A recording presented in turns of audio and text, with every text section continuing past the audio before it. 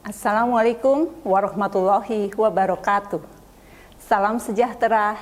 Halo, apa kabar teman-teman mahasiswa dimanapun Anda berada? Semoga selalu sehat dan tetap semangat. Selamat berjumpa kembali dalam Ujar Unpam Mengajar. Perkenalkan, nama saya Nur Hayati, dosen vokasi Prodi Sekretari Fakultas Ekonomi dan Bisnis Universitas Pamulang, akan menemani teman-teman sekalian dalam mempelajari materi manajemen perkantoran. Berkaitan dengan perencanaan perkantoran, materi ini akan disajikan dalam beberapa menit ke depan. Jadi, jangan sampai terlewatkan dan ketinggalan kesempatan yang bermanfaat ini. Pada pertemuan kali ini, materi utama yang akan kita pelajari adalah yang pertama, pengertian dan proses perencanaan. Akan dijelaskan pengertian proses perencanaan menurut para ahli. Yang kedua, fungsi perencanaan akan diuraikan mengenai fungsi perencanaan. Yang ketiga, jenis-jenis perencanaan. Membahas jenis-jenis perencanaan yang dilakukan oleh suatu organisasi atau perusahaan. Jenis-jenis perencanaan tersebut antara lain dilihat dari jenjang manajemen, perencanaan menurut proses, perencanaan menurut jangka waktu, perencanaan menurut wilayah pelaksanaan, perencanaan menurut penggunanya, dan perencanaan menurut segi luasnya. Selain itu, juga akan dijelaskan mengenai manfaat dari perencanaan, kriteria penilaian efektivitas perencanaan, dan alasan perencanaan yang mengupas sisi positif dan sisi negatif dari suatu perencanaan.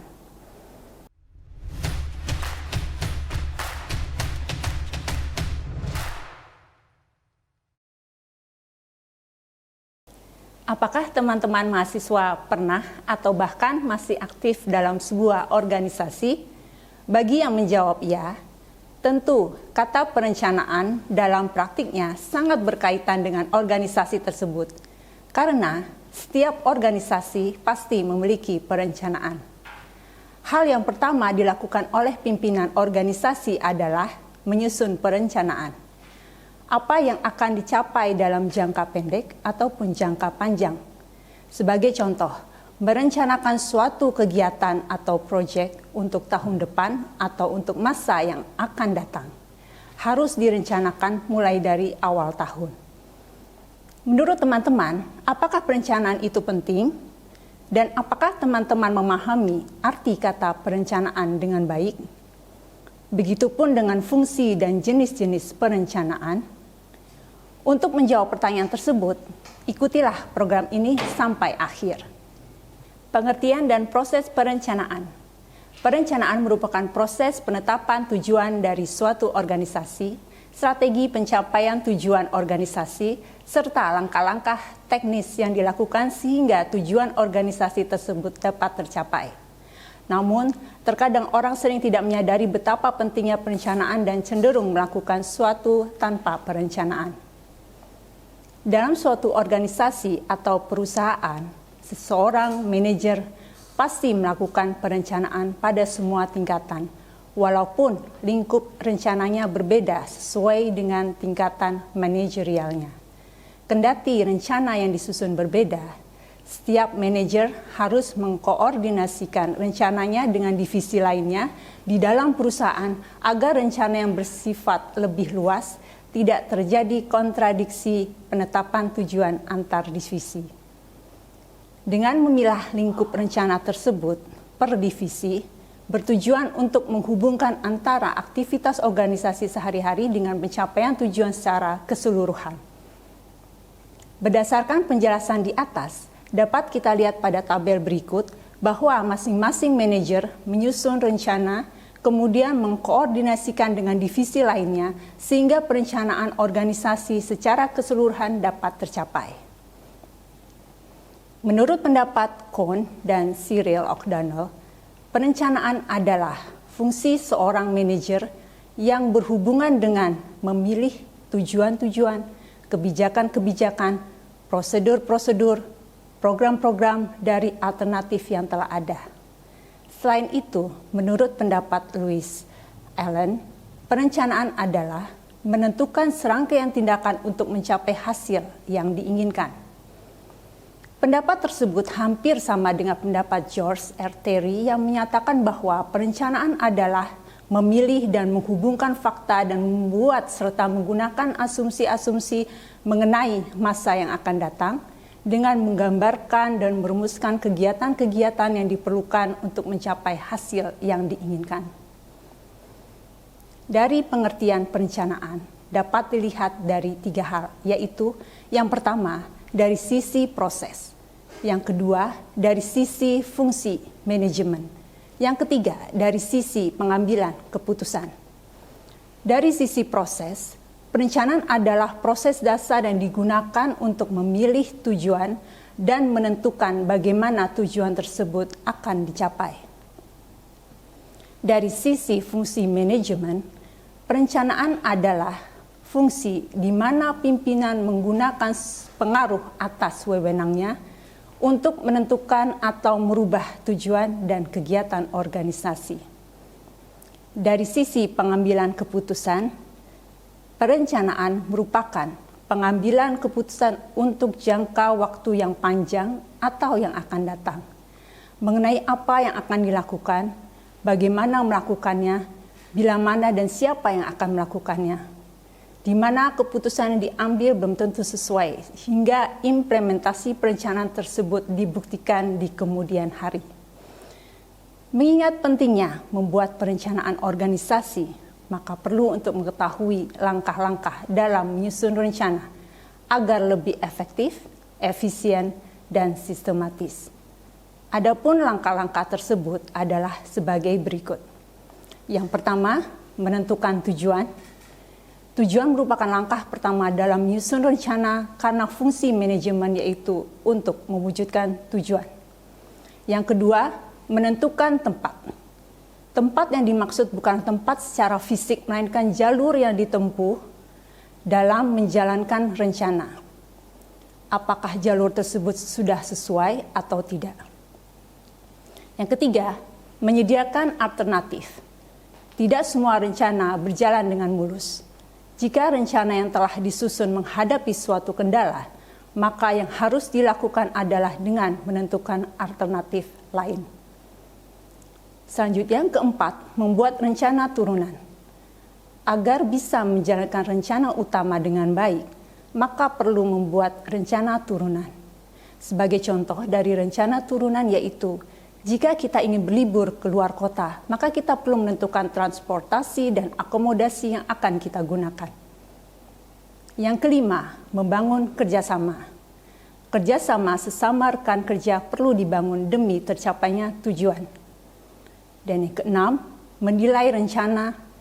Cara menilai rencana salah satunya adalah melakukan perbandingan dengan hasil evaluasi. Selanjutnya adalah pengertian mengenai fungsi perencanaan, yaitu yang pertama sebagai pedoman kerja. Dalam perencanaan tersebut cara kerja, prosedur, pembagian kerja, standar mutu, dan lain-lain.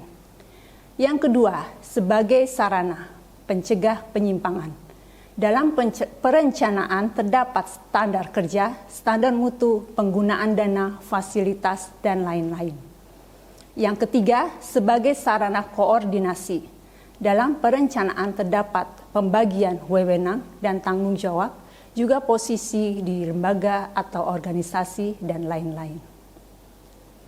Adapun manfaat dari perencanaan yaitu yang pertama, pengarah organisasi, yang kedua, minimalisasi ketidakpastian, yang ketiga, minimalisasi inefisiensi sumber daya, yang keempat, penetapan standar dalam pengawasan kualitas.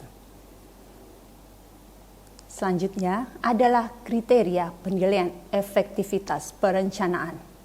Dalam buku manajemen karya T. Hani Handoko, dijelaskan bahwa suatu organisasi dalam melakukan perencanaan memiliki kriteria penilaian efektivitas antara lain yang pertama, kegunaan.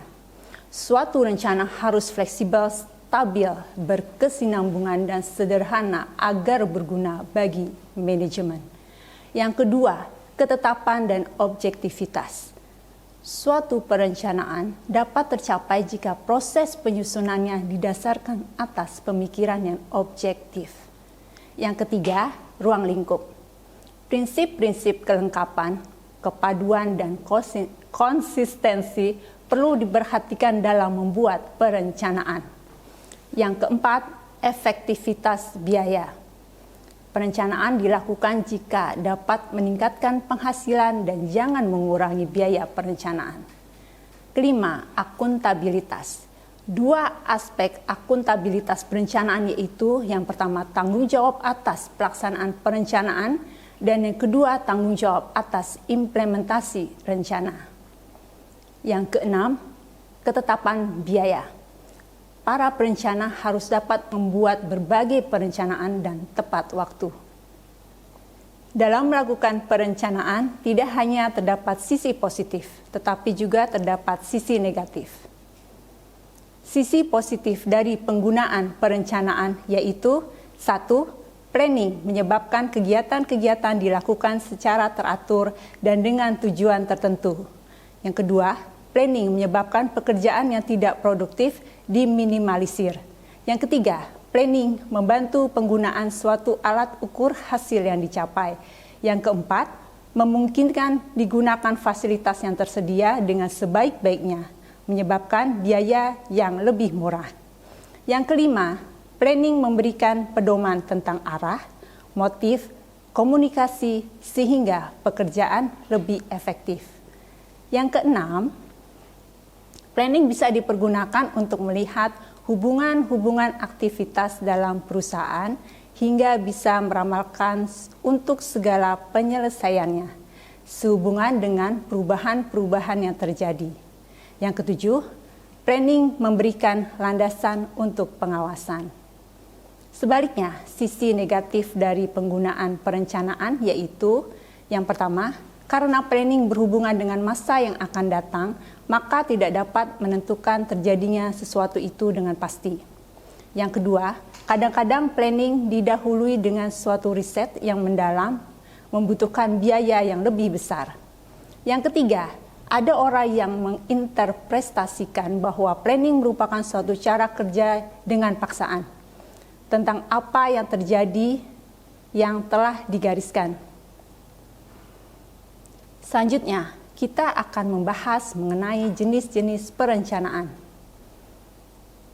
Teman-teman mahasiswa, mari kita bahas satu persatu jenis perencanaan tersebut. Jenis-jenis perencanaan antara lain, yang pertama dilihat dari jenjang manajemen, perencanaan dibagi 3, yaitu yang pertama, perencanaan jenjang atas. Perencanaan jenjang atas ini bersifat strategis, yaitu memberikan petunjuk umum, merumuskan tujuan, mengambil keputusan, dan memberikan arah yang jelas untuk perencanaan di tingkat yang lebih rendah, dan bersifat menyeluruh sehingga perencanaan ini dilakukan oleh top manajemen perusahaan. Perencanaan jenjang atas ini menekankan pada tujuan jangka panjang dari organisasi atau perusahaan dengan jangka waktu 3 tahun hingga 5 tahun. Perencanaan ini harus memiliki fleksibilitas dan dapat mengakomodasi perkembangan organisasi di kemudian hari. Yang kedua, perencanaan jenjang menengah. Perencanaan jenjang menengah ini bersifat administratif, yaitu menyangkut cara-cara menempuh dan melaksanakan suatu perencanaan yang telah ditetapkan oleh top manajemen perusahaan. Perencanaan jenjang menengah ini menekankan pada tujuan jangka menengah dari organisasi atau perusahaan dengan jangka waktu kurang dari 3 tahun. Perencanaan ini merinci setiap tindakan yang harus dilakukan oleh setiap divisi dan mengalokasikan sumber daya dan tugas-tugas untuk masing-masing divisi. Yang ketiga, perencanaan jenjang bawah. Perencanaan jenjang bawah ini memfokuskan untuk menghasilkan sehingga perencanaan mengarah pada pelaksanaan atau operasional. Perencanaan jenjang bawah direncanakan oleh manajer dan pemimpin tim untuk memenuhi tanggung jawab dalam mencapai sasaran yang telah ditetapkan oleh top manajemen perusahaan dan kepala divisi. dan mengatur operasional harian suatu organisasi atau perusahaan. Perencanaan jenjang bawah ini menekankan pada tujuan jangka pendek dari organisasi atau perusahaan dengan jangka waktu kurang dari 1 tahun. Selanjutnya, perencanaan menurut prosesnya terdiri dari policy planning, perencanaan kebijakan. Adalah rencana yang memuat kebijakan-kebijakan. Yang kedua, program planning. Perencanaan program adalah perincian dan penjelasan daripada policy planning. Yang ketiga, operational planning, perencanaan operasi, adalah suatu perencanaan yang memuat hal-hal yang bersifat teknis. Selanjutnya, perencanaan menurut jangka waktunya yang terdiri dari yang pertama, long range planning.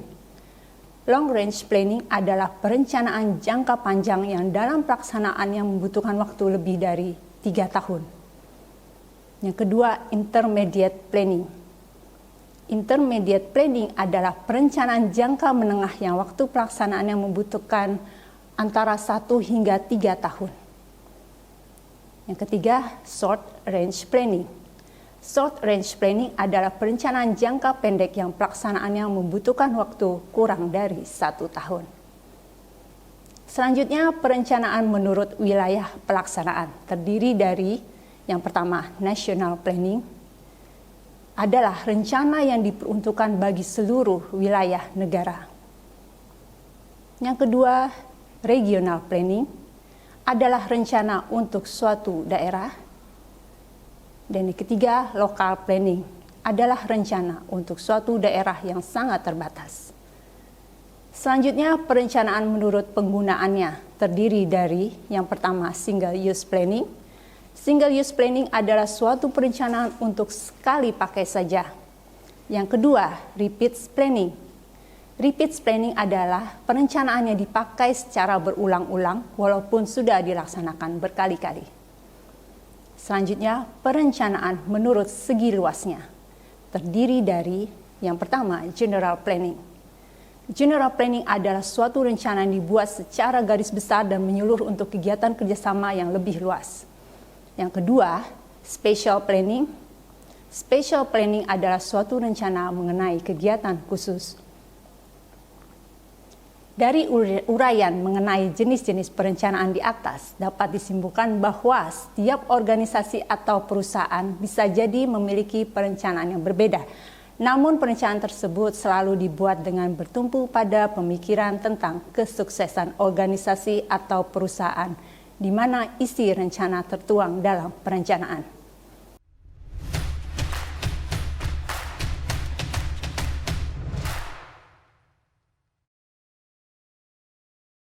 Untuk memastikan teman-teman mahasiswa sudah memahami materi yang saya sampaikan tadi, saya ingin mengetahui apakah teman-teman semua tahu mengapa perencanaan dibutuhkan oleh organisasi atau perusahaan?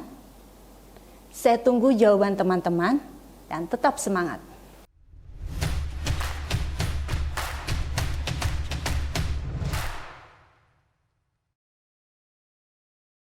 Setelah teman-teman mahasiswa menyimak materi perencanaan perkantoran yang saya sampaikan tadi, dapat kita simpulkan yang pertama, pengertian perencanaan adalah proses penetapan tujuan dari suatu organisasi, strategi pencapaian tujuan organisasi, serta langkah-langkah teknis yang dilakukan sehingga tujuan organisasi tersebut dapat tercapai. Yang kedua, langkah-langkah dalam menyusun rencana adalah yang pertama menentukan tujuan, yang kedua menentukan tempat, yang ketiga menentukan alternatif, yang keempat membuat rencana turunan, yang kelima membangun kerjasama, yang keenam menilai rencana. Selanjutnya, pada pengertian perencanaan dapat dilihat dari 3 hal, yaitu yang pertama dari sisi proses, yang kedua dari sisi fungsi manajemen, dan yang ketiga dari sisi pengambilan keputusan. Selanjutnya, fungsi perencanaan yaitu yang pertama sebagai pedoman kerja, yang kedua sebagai sarana pencegah penyimpangan, yang ketiga sebagai sarana koordinasi. Selanjutnya, manfaat dari perencanaan adalah yang pertama, pengarah organisasi. Yang kedua, minimalisasi ketidakpastian. Yang ketiga, minimalisasi inefisiensi sumber daya. Yang keempat, penetapan standar dalam pengawasan kualitas. Selanjutnya, kriteria penilaian efektivitas perencanaan adalah yang pertama, kegunaan. Yang kedua, ketetapan dan objektivitas. Yang ketiga, ruang lingkup. Yang keempat, efektivitas biaya. Yang kelima, akuntabilitas. Yang keenam adalah ketetapan waktu. Yang ketujuh, dalam melakukan perencanaan terdapat sisi positif dan negatif. Sisi positif dari penggunaan perencanaan yaitu: 1. Kegiatan dilakukan secara teratur dengan tujuan tertentu. 2. Meminimalisir pekerjaan yang tidak produktif. 3. Penggunaan suatu alat ukur hasil yang dicapai. 4. Biaya yang lebih murah. 5. Pedoman tentang arah, motif, komunikasi sehingga pekerjaan lebih efektif. Keenam, meramalkan untuk segala penyelesaian sehubungan dengan perubahan yang terjadi. 7. Landasan untuk pengawasan. Sebaliknya, sisi negatif dari penggunaan perencanaan yaitu: yang pertama, tidak dapat menentukan terjadinya sesuatu itu dengan pasti. Yang kedua, terkadang membutuhkan biaya yang lebih besar untuk riset. Yang ketiga, ada orang yang menginterpretasikan bahwa planning merupakan suatu cara kerja dengan paksaan. Jenis-jenis perencanaan dilihat dari jenjang manajemen. Perencanaan dibagi menjadi 3 jenjang perencanaan yaitu: pertama, perencanaan jenjang atas. Kedua, perencanaan jenjang menengah. Ketiga, perencanaan jenjang bawah. Selanjutnya, perencanaan menurut prosesnya yaitu phase planning, program planning, dan operational planning. Selanjutnya, perencanaan menurut jangka waktunya yaitu: yang pertama, long range planning, kedua, intermediate planning, yang ketiga, short range planning. Selanjutnya, perencanaan menurut wilayah pelaksanaannya yaitu national planning, regional planning, dan local planning.